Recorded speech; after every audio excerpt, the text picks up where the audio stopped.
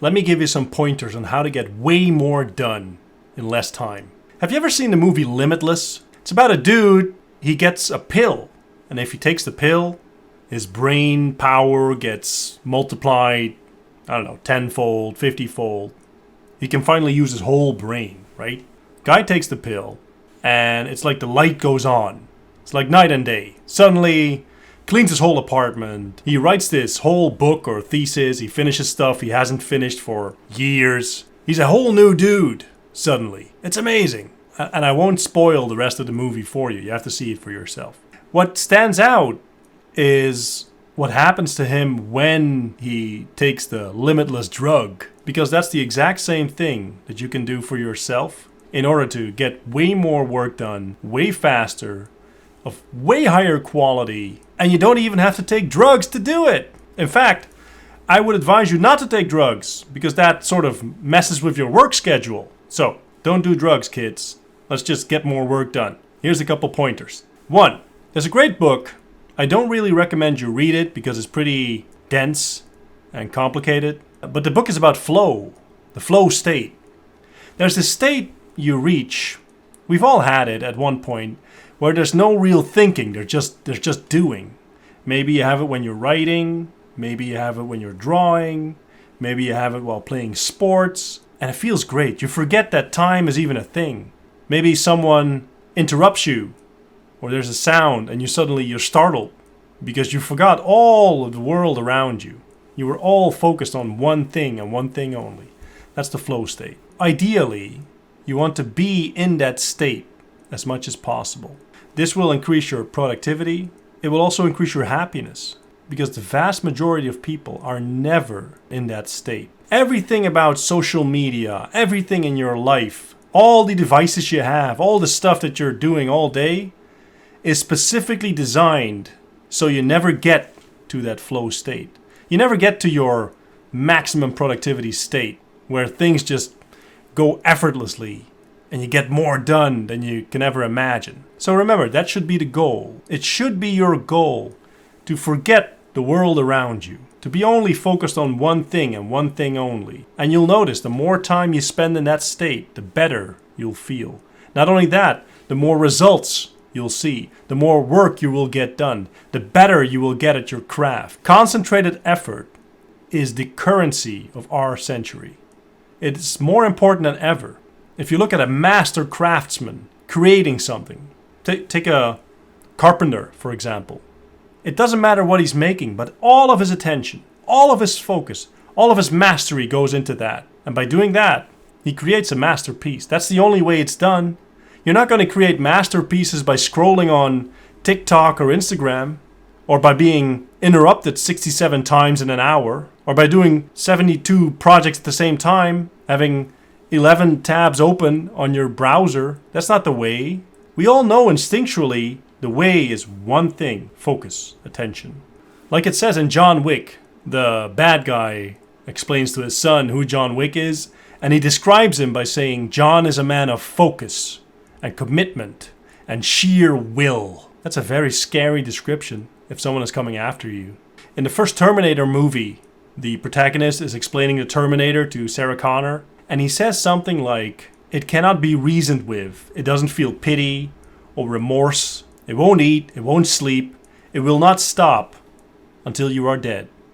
Now, I don't recommend you become a Terminator. We don't have the technology yet. What I do recommend is that you take that mindset and focus on whatever project you have. Focus on whatever to-do list you have. You will not stop. You will not relent until it is done. Until you put in the reps that you should put in. Because that's the way mastery is achieved. That's the way your body is built. That's the way anything in the real world is built. Concentrated, focused effort. Sheer will. Now let's get a bit more practical, because that's all conceptual, but how do you actually do that? I can get you fired up, I can get you motivated, saying, yeah, I should do that, but how do you do that? Because, like I said, you instinctually know you should do this, but why don't you do it then? Couple things. I want you to focus on one thing at a time. In reality, this is the whole idea behind your attention, behind your mind, behind focus. one thing at a time, one task at a time. You've been told that multitasking is real. You can do multiple things at once, do a little bit of that, do a little bit of that, have some background noise going, follow the news in the background, talk to your coworker while you're doing your work. It's all BS. That's not real. There is a lot of science behind this, a lot of research that has gone into this, and we know unequivocally that multitasking isn't real. Focusing on one thing is real, just as an experiment. See, if you're looking at this on your phone, see how many apps you have open. If you're looking at this on a PC or a desktop or a tablet, look at how many tabs you have open, how many browser tabs. And I will bet you that there are multiple things trying to claw at your attention, hoping to get you to give them attention. Because everything in our current society is built that way. Everything is trying to get your eyeballs to focus on it, your attention, because it's a really valuable asset. One thing. You have your list. Doesn't matter if you have one item on your list, 6 items, 60 items, I don't care. You pick the one thing you're going to do right now. All of the rest fades into the background. That's unimportant right now, because you can't do those things anyway. So why worry about them? Why have tabs open? Why have alerts open? Why would you ever even look at it? One thing. You're going to do prospecting? Do prospecting. You're going to work out? Work out. You're going to research? Research. Single-minded focus, sheer will. I believe it was Baltasar Gracian who said, "Time and I against any other two." It's a great quote. He probably should have said, "Focused attention and effort over time and I against any other two." But that doesn't really roll off the tongue. So time and I against any other two is better. But what he meant was focusing on whatever obstacle there is, whatever issue there is, for a prolonged amount of time will ensure you destroy the obstacle in your way. And it's true. Focused, concentrated attention. One thing at a time. Which leads me to point number 2. Eliminate distractions. Now here's where you can take a page out of the Terminator book. He sort of showed you how to do it. Distractions are your enemy. They are evil. This thing, your phone, desktop notifications, people around you, they're all distractions. You're trying to get one thing done. Imagine being a glass blower, right? Someone that makes beautiful glass pieces. And they're working with the piping hot material. It's pretty dangerous. If something goes wrong, the burn is pretty bad, I imagine. Gotta be pretty hot. If you would follow that guy around while he was doing his work, he's not, blowing the glass, having the phone against his head, telling someone to get him a latte, and people going on in the background asking for his attention. That is none of that is happening. He's focusing on his craft. There's only one thing in the world for him, and that's whatever he's working on right now. Right now. Which is the only time you have. Whatever time already passed, nothing you can do about it. And whatever is coming, well, that's in the future. Right now is the only thing you have. If you're in the now, while you're doing your work, you will do your best work. And you should be ruthless about eliminating distractions. There's also a lot of science about this where we know that if you get distracted, let's say you're writing something, I don't know, you're writing something, you're in the moment, and now you get distracted. Your phone rings, someone asks you if you want to get lunch, a desktop notification pops up saying, "Hey, pay attention to me," and you focus on it.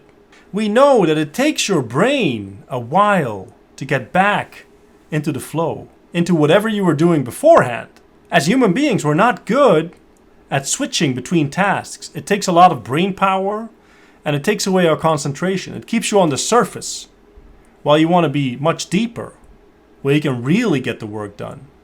Work doesn't get done here, it gets done here. But it takes you a while to sink in there. And every time something distracts you, it goes back up. And now it takes you a while again to get back in there. And plenty of people are distracted so many times in a day that they never even get there. I've experienced this myself when I had a lot of staff. I was the boss, so people kept interrupting me all the time. I kept a log once, just for 2 hours. Got interrupted like 26 times or something. There's no way you can get work done when people keep interrupting you. So, Keep interruptions to a minimum. The phone goes away. It goes into another room. There's no sound. It just goes away. So the phone goes away. Any desktop notification goes away as well. Any other tabs that are open in your browser, they go away as well. One thing, only that. No distractions. In fact, let me give you a weird tip. If you're in a noisy environment, here's what I did. It's a bit weird, but stay with me. These days, when I have to focus in a noisy environment, I have this fancy $200 noise canceling headphone. And it's great. Works just fine. People think you're listening to music. They leave you alone. In the old days, I had this thing. It works just fine. It's one of those things that construction workers use at construction sites. Just put it over your head and the outside world disappears. It's awesome. Now, you're not exactly inconspicuous. You're not going to blend in. You are probably going to stand out. And you're not looking at your, Sunday best. And that's absolutely fine. People will leave you alone. Maybe they think you're nuts. Maybe they won't. But it doesn't really matter. They know that you don't want to be disturbed. I started doing this when I had a lot of staff. And they knew when Arno was wearing the green thing, don't disturb him. Leave him alone. But what do you do if people do keep bothering you? Because this happened. Like, some people were really persistent. I took up the thing and I said, is this an emergency? And usually they had the good graces to say,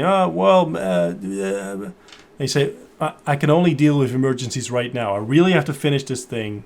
If it's not like life or death, if there's not like a fast moving fire going on, let's keep it until 6 p.m., 4 p.m., 3 p.m., whatever. Doesn't matter. You have some time in your calendar to deal with non-urgent stuff. Let's tackle it all in one go. All right? I've never had anyone say, no, it's not all right. Because it's a very normal thing to ask. It's not a nasty thing to say. Like, I really need to finish this thing. Is it okay if we cover this later? And usually it was something stupid. Like, hey, which kind of coffee do I need to order? Something that doesn't matter at all. Especially compared to whatever you want to get done. So, limit distractions extremely. Be very hardcore about that. Super, super important. Phone goes away.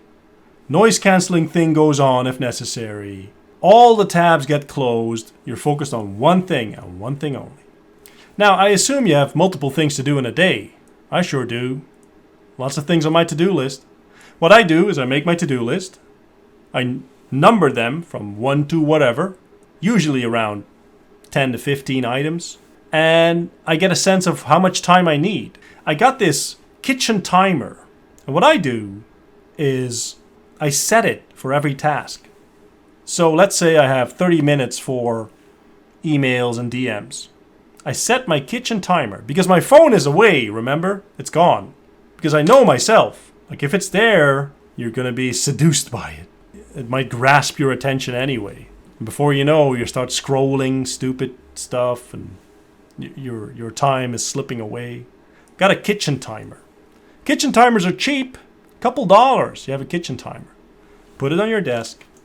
All right, I have 30 minutes, 20 minutes, 15 minutes for correspondence. That's how it's in my calendar. Correspondence. DMs, email, WhatsApp, Telegram.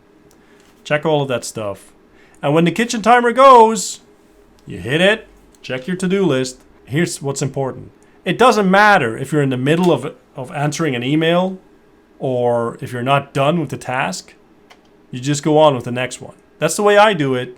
And you'll get better at sensing how much time you need for certain tasks. And that's fine. You can always get back to it. Like, I have some slack in my calendar usually. And if anything really urgent isn't finished, I can do it in a couple hours anyway. But you go on to the next task, which is the way you train your mind to get better at estimating how much time things cost. You go on to the next task and set your kitchen timer again, and it's go time. And for me, personally, I prefer doing at least 45 minutes up to 120 minutes for stuff that needs my attention. So that's actually important, where I need to not be here, like answering emails and DMs, that's this kind of work. But if I have to be here, if I have to be in the deep, then I prefer 45 to 120 minutes. Sometimes even longer. Depends on how drains your attention is. Kitchen timer goes. Next task. Let's go. If you incorporate those habits into your daily schedule, you will see a massive improvement in your productivity. It'll be night and day because you'll have slashed all of the stuff that is holding you back from being productive right now. And again, we know instinctually this stuff works. This is the way towards actually getting valuable work done. Focus, no distractions, complete attention. That's the way to mastery. And mastery is probably the most valuable thing you can achieve in life. It brings happiness, it brings money, it brings respect, it brings fulfillment. Mastery is worth it. Being actually really, really good at something shows everyone that you're a person worth talking to. Because without words, it communicates that you are someone that has had the discipline and the motivation and the tenacity to focus your attention in one direction and actually become good at something. And that's in stark contrast to the absolute vast majority of the world's population. Become a man of focus and commitment and sheer will.